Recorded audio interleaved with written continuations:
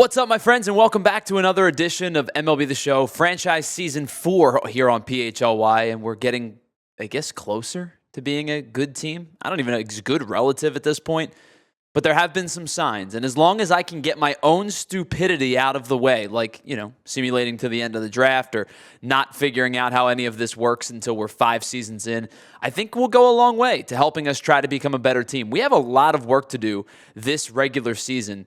I think in terms of making the jump from clearly the worst team in baseball to a respectable baseball team. And I think a lot of that starts with the growth of our draft picks over the last couple of years. Reid Karlic, starting pitcher Rodney Grady, who's a 77 overall to begin his career. So it ended up being a really good pick for us. We'll end up moving him to Major League Baseball as well. Rule 5 picks like Logan Allen, who are going to make our starting rotation, actually go 5 deep of 70 overall or more.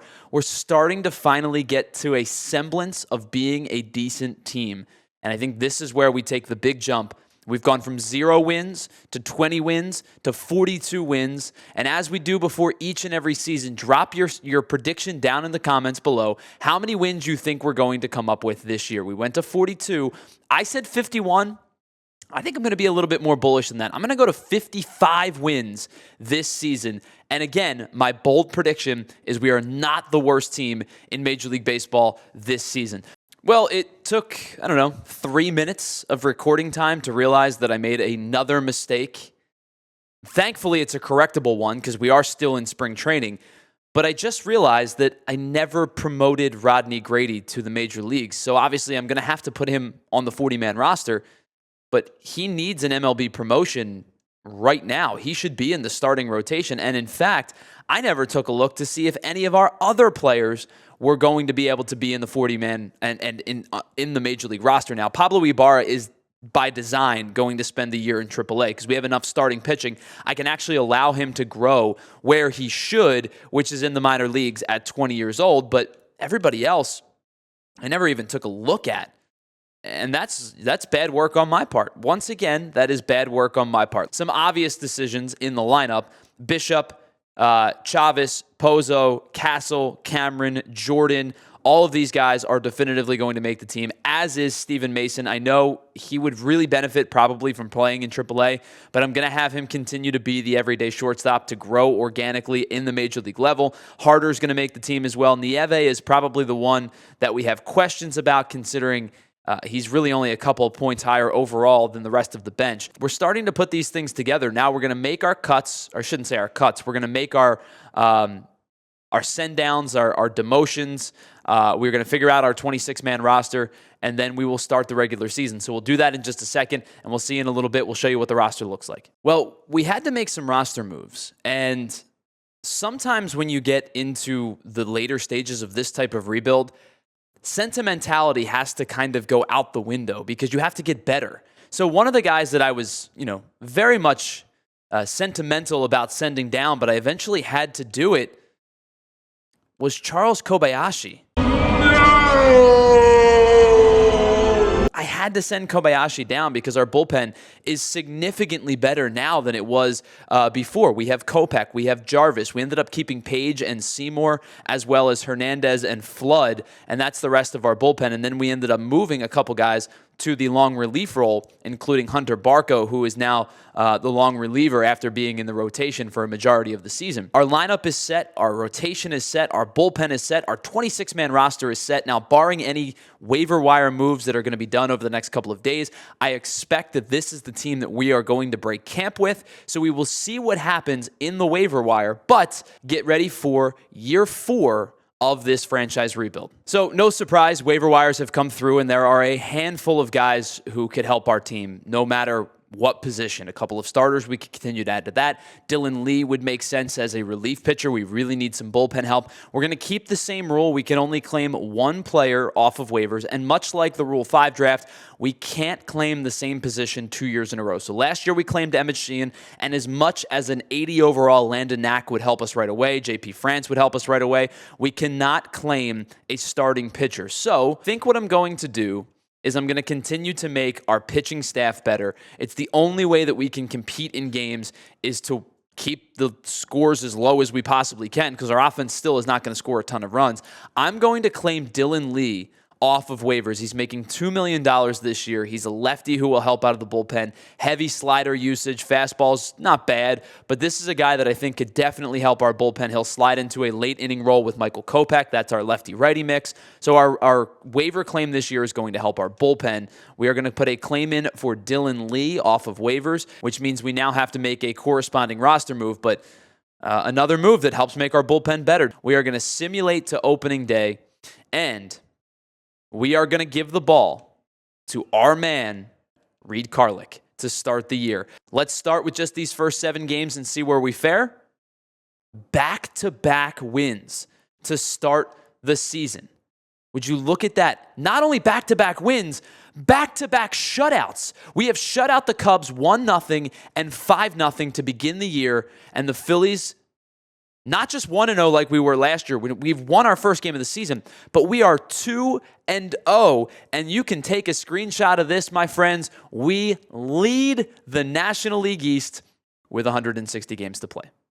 But we lead the National League East nonetheless. We are a half game up on the Braves, a game up on the Mets and the Nationals, a game and a half on the Marlins. This is probably the most excited we are going to get for week 1, game 2 of the regular season. The month of March ends with a 13-3 loss, 3-5 now on the regular season, and this is where we can start to really simulate big chunks of games at a time. But at one point, we were 2-0. Oh, good for you. Series win against the Pirates, mostly 1 out of 3, a couple of sweeps, getting swept along the way, mostly winning 1 out of 3. Series win against the Marlins, a series win against the Pirates. We have an opportunity here to take 2 out of 3 against Texas as the month of April comes to a close. We did not. We only won the 1, so we are 11-23 after our first 34 games. I would like to see us get to at least the 20-win plateau by the end of this month. A 3-game series sweep over the Milwaukee Brewers puts us in a really good spot. After we beat the Brewers so bad that they said, we're going into sell mode. They immediately, after the series was over, traded Bryce Turang to the Seattle Mariners for a pair of prospects. He's got 2 years left on the deal. He was playing pretty well. He's only 28 years old. We beat them so bad in a 3-game series that they became sellers. It's not even the deadline yet, and that's how bad they felt. We did not get to the 20-win plateau, though, because we ended up losing 6 straight games against the Mariners and the Diamondbacks, and then we lost 4 in a row, including a 17-0 loss to the Padres. That was a bad series. We ended up only winning 1 game in that series, 1 game against Colorado. We only ended up winning 8 games. We're 19-42. I am not as excited as I was about the beginning of the season, and a pretty good month of April, I have to say. This was a bad month of May for the Phils, just an 8-win month. We're in danger of this thing kind of slipping away more than we thought it would if we don't right the ship quickly, and that's a whole bunch of losses against Baltimore and the Cubs. Another bad month for the Phillies, as we are now 23-64. We won just 4 games in the month of June. That's really disheartening. We're off our mark in terms of the 55-win mark. I'm really starting to worry if we even get to the 42-win mark that we had a season ago, and I thought our team was substantially better this year. And we will head to the 2028 draft feeling not so great about ourselves. And remember, too, if you remember in last episode, we slid all the way down to the number 5 pick. Houston jumped up 12 spots. Miami jumped up a couple. We fell all the way to the number 5 pick. And now we have to watch our division rival, the Miami Marlins, get the number 1 pick, draft a guy who looks like he could probably play right away with a potential of an 81 overall. This is, oh, man. That's a great pick. The number 1 player in the draft goes to the Houston Astros. So they get to jump up 12 spots and get a guy with a 99 chance at a 99 potential and a 79 overall. That is a great pick for the Houston Astros. And we have to sit here and watch all of these good players come off the board. Haven't once looked at these draft picks. Have no idea who's actually any good. A center fielder would be awesome. He's the number 3 overall rated player, but a low overall. We would probably have to allow him to play in AAA for a season. much higher overall, but it's another starting pitcher. I think we're going to shy away from the starting pitchers this year just because I think we're okay in that regard for now. I know that this is a high bonus for Andy Favre, but I think this is a guy who could potentially be a really good player in the future. Good contact, good power, great defender upside. Speed is there. He could be a really good base runner.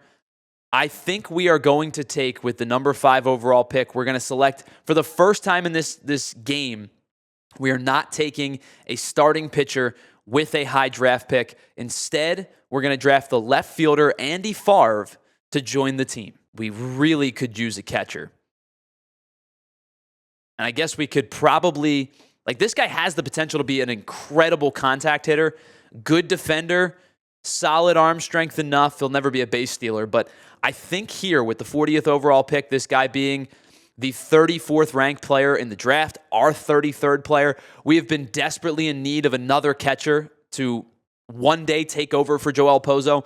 I think Bryce Diaz is going to be the pick here. I think we're going to take another starter. I think we're going to take Nate Rios, who has the potential to be pretty good, but could be an overall solid player right away. We're going to take Nate Rios with the 80th pick in the draft this year. Joel Eller in this spot, and hope that he could be a guy that we can kind of stash away for a little bit. He is 23, which is kind of concerning, considering I don't think he's going to make the major league team right away. But I think maybe that's a guy we could turn to eventually to be a part of the major league team. Giancarlo Vargas, I think maybe that's just the play right away. I don't think we overthink this too much. I think we just go take Giancarlo Vargas with this next pick. We don't have to think about it too much. We just go and make the selection. It jumped out to me right away. Andre Salazar in this spot could be a decent, long-term project with that 79 overall potential. 86 potential, 79 overall. I think that's the play we're going to do. We're going to take Andre Salazar with the 170th pick. I know he's injured. The good news for us is he can probably just sit around. All right, so the draft has come to an end. I'm pretty happy with our draft picks so far. And I'm also happy with the fact that we won 5 out of 6 games, including a 4-game series sweep over the Pittsburgh Pirates. So that 23-win mark has quickly jumped to 28, which keeps me kind of feeling decent about the 55-win chance, but we do still have to win 27 games basically after the All-Star break. Favre wants $8 million. We only have $13 million in bonus slot available, which is probably problematic for the back end of the draft class, which means we need to be a little bit more specific and intentional with the players that we're going to sign with this bonus slot money. Now, he's demanding $8.2 million. The suggested value is $7.7, which means we're going to have to go over slot value to go get this guy. Not by a little bit either, by almost $500,000. And he will sign. I'm excited to see what he's going to do, but the $8.3 million it's a lot of money. Would like to get at least Giancarlo Vargas signed in this run of things. Now, he's asking for 510. It's a little bit over asking slot. This isn't going to hurt us too much to go a little bit over. I'll go 548, just shy of 550. Now, the bonus slot for Joel Eller is $662,000. He's only asking for $600,000, so we may be able to recoup some of the money that we spent on our other guys by getting him a little bit under slot value. We'll offer him $612 just to give him a little bit more. He signs. Now he'll take 2.3. which is the most we can offer him, and he decided to accept it. So I'm excited to see his long-term trajectory because I think he is going to be a little bit more of a project player as opposed to some of the other guys that we drafted. But that gets us to the end of our signing period. Today is the trade deadline, and as we always do, we're going to take a look to see if there's any trade talks that would work for us, but I have a feeling that we're probably going to fall flat once again. So we'll do that. We'll look. We'll be right back after this. All right, so we've got a trade deadline deal in the works. As much, again, we talked about sentimentality at the top of the show. As much as it pains me to make this move, our first ever Rule 5 pick, Joel Pozo, is heading in the wrong direction, and he's doing it quickly. He's down to just 212 on the year. His fielding's starting to slip a little bit, and I know I just bring up fielding, and I'm about to go acquire one of the worst defensive catchers in baseball and a $6 million salary for the next 4 years, but we can move that later down the line. We are moving Joel Pozo, a first baseman by the name of Walt Rodriguez, who really doesn't hinder us all that much, and Xavier Atencio, who we signed a while ago and is a 57 overall, 26D potential, to acquire Keibert Ruiz, and I think this is going to make our lineup better. Now again, Keibert Ruiz, absolutely not a good defensive catcher. However, it is an upgrade offensively in our 4 spot, even though he's not like a crazy power hitter by any means. He can absolutely hit lefties. Power's decent from the right side, or from the left side against righties, I should say. So I think that's going to be our big trade of the year, is we're going to upgrade the catcher position. We're going to go get Keibert Ruiz at the deadline, and we will advance past the 2028 trade deadline with a 2-0 loss, which now puts us at 32-80. So we're 112 games into the season. We have to win another 23 games to get to that 55 mark. And if we're going to win 55 games, we can only lose 107. So the rest of the way, we have to go 23-27 in order to get to the 50-win mark. I'll be honest with you, I don't feel really good about that. If it was 23-37, I could say, sure, maybe I'll see it. But this is a team that only won 32 of its first 112 games. I don't think I feel good about winning another 23 to get to the 55 mark. There's 1, a whole heck of a bunch of losses, 2, 3, 4, 5, 6, 7. All right, so we ended up winning 5 in a row, which gets us to 40-100. So last year, we were 42-120. In order to break that, we need to win 3 games in the month of September. The problem is, in order to get to the 55 win mark, we would have to go 15-7 the rest of the way. We are not going to do that. I doubt we're going to win more than 6 or 7 games. I do think we're going to break last year's total of 42 wins, but that's not saying much. That, to me, is not the accomplishment that I was hoping for. I thought this season was going to go better than it did. We have to win 15 games of the last 22 to get to the 55-win mark. And in fact, we have to go 10-12 just to get to the 50-win mark. I don't even think we're going to win 50 games. It's a whole bunch of losses. There's 3, 4, 5, 6. All right, so we've gotten to 6. So we have 46 wins. The Iron Pigs finished 41-109. The Fightins finished 45-93. Yes, I would like to stop simulating to give us a feel for where we're at. We're 47-109, which means obviously we can't get to the 55-win mark, but we can win 1, 2, 3, 4, 5, 6 games left. If we go 3-3, we can at least get to 50. And we ended up winning just 1. So we finished the year 48-114. This is the first time that I think my projection finished under. And I'll be honest with you, this was the most frustrating of the season so far. Hope is a dangerous thing. Hope can drive a man insane. Because I didn't expect to win 80. I didn't expect to win 70 even. But I did expect this team to start to move in the right direction. And with all of the pieces that we added, to only pick up another 6 wins from a season ago, that's really frustrating. That is really, really frustrating to only pick up another 6 wins. We can simulate through the postseason, but I'm heading into 2029 not all that optimistic. I headed into 2028 feeling kind of good. Not playoff good again, but feeling kind of good. I head into 2029 feeling pretty awful, to be quite honest. A few moments later. I feel like I'm just the recurring SpongeBob meme at this point. I truly am. How many times do we have to teach you this lesson, old man? Why do I keep doing these things to myself?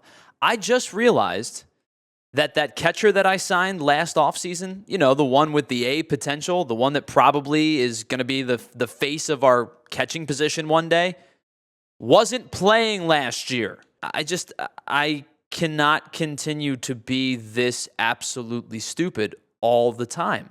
I can't. Cardinals interested in a trade. Who would you see, pal? I don't think whoever's running St. Louis here doesn't understand a thing about what we're trying to do, because we do not have enough starting pitching as it is, and you want me to take on a $14 million starting pitcher? No, thank you. Oh, you know what, too? We only finished 3 games behind the Rockies. They were 51-111. We just needed a better May and June, and I think we would have actually hit the goal. That's so frustrating. I just get more frustrated as the time goes on. I don't even want to be on the camera right now. That's why I'm not here. Watch, we'll get like the 12th pick. I don't think we can fall that far, but all right, we get the first pick next year's draft. The Angels move up 3 spots. The Rays move up 3 spots. Rockies fall down 3. The Astros, after getting the number 1 overall pick, won 58 games. We can't select a starter. We can't select a reliever.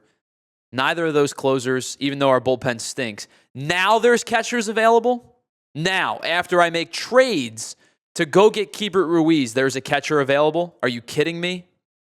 We have Blaze Jordan. We don't need a first baseman anymore. Would have been really nice to get Gavin Sheets. William Begoya. How about that? Robert Poisson. Don't need any third baseman. Shortstop. Steven Mason slowly getting better, but it is taking a long time for him to get better. Justin Henry Malloy, that's an actual major league player at one point.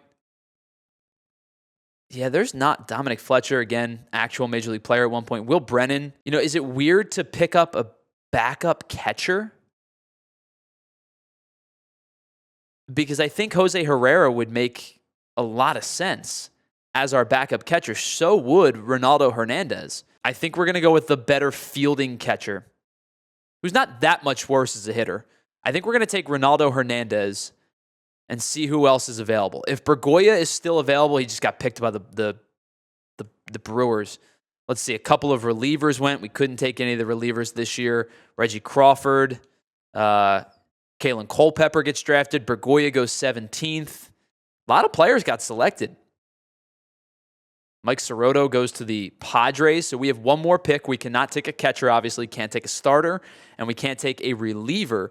But I guess we could theoretically, circumvent this by taking Cole Waits, because he's technically a closer. And I think we do need another closer on the roster. It would kind of do 2 things at once, which would not be a bad decision for us. So I think we're going to take Cole Waits. It's probably a poor decision because, quite frankly, I think we need good players, like positional players, but we need a closer. To continue, we need a closer. So we're going to take Cole Waits, and that's going to be our Rule 5 draft this year. All right, so our first arbitration case, we have 4 straight days of arbitration cases. Dylan Lee is on Monday, Pablo Hernandez on Tuesday, Hunter Barco is on Wednesday, and Emmett Sheehan and Jason Little are on Thursday. I don't expect to win many of these. Maybe Dylan Lee's will win. Side it with the organization. That's the one that I kind of expected to win. We're going to lose Hernandez. Yeah, we offered him $1 million. He's getting 3.6 now. I think we're going to lose Little's as well, with Barco's as well. We offered him $1 million. He's getting 3.6. I think we're going to lose both of these. Well, they signed with us with Jason Little, so he'll make $1 million. They signed it with Sheehan. He's getting 5. That's a lot. It's a lot for Emmett Sheehan this year. Just not because Emmett Sheehan's not any good or anything like that. I just think that that's a lot for the specific spot that we are in. So we're just going to simulate the spring training and end this extremely disappointing broadcast. Because I'm really frustrated. I don't think we were good. We had a much better chance to win 50 or 55 games than we did. I'm really kind of bummed about that. So as we get out of here, we are still the 30th ranked team in baseball. Our pitching staff is solid enough. Karlic, Sheehan, Allen, Little, Grady. No changes there. As always, big thanks to everybody who hung out with us today and watched every episode. As always, we will link the other episodes 1, 2, and 3, in the description down below. I need some help. I need some mental clarity now because I really thought we were heading in a good direction and we only won 6 more games than we did a season ago. We're heading into year 5 and we've yet to crack the 50-win plateau. Something has to change. We need to break through eventually. Maybe we need to make a big trade. Maybe we need to go get a superstar type of player because the draft and development thing is taking too much time and we are now heading into year 5 as still the worst ranked team in baseball. So let me know what you think in the comments. Who should we try to go acquire within the realm of what we're able to do? Who should we go and try to acquire to get through to that 50-win plateau mark so then we can actually start signing some free agents that are better than a 50 overall? We'll talk to you next week right here on the PHOI Phillies podcast.